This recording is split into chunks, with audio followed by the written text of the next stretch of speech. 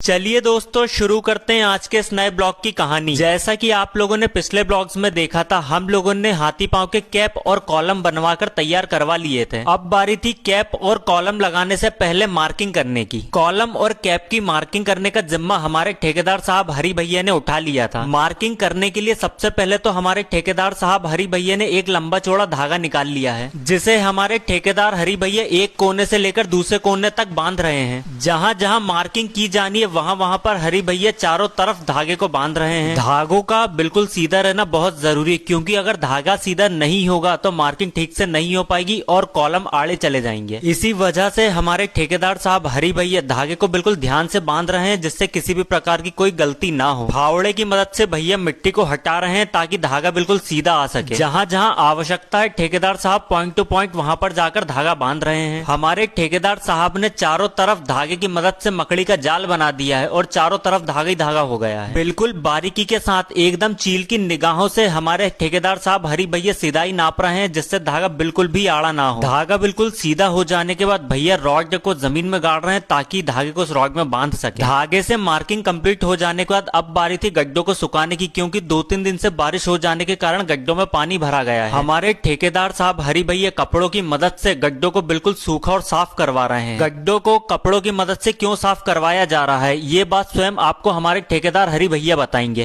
गड्ढों की सफाई इसलिए की जा रही है ताकि सीमेंट की बॉन्डिंग प्रॉपर हो।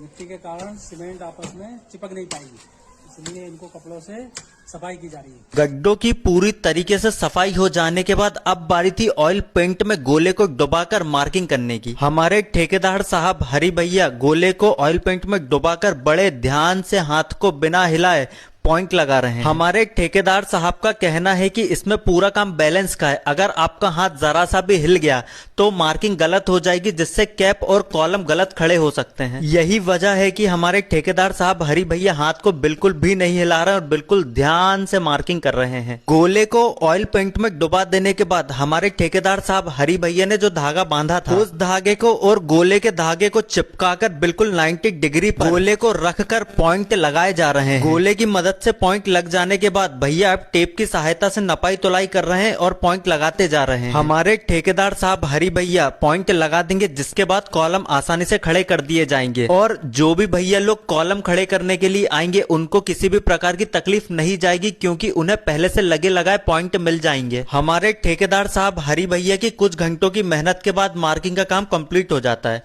दोस्तों आज के ब्लॉग में इतना ही। इसके आगे की कहानी अब अगले ब्लॉग में। तब तक के लिए बाय बाय।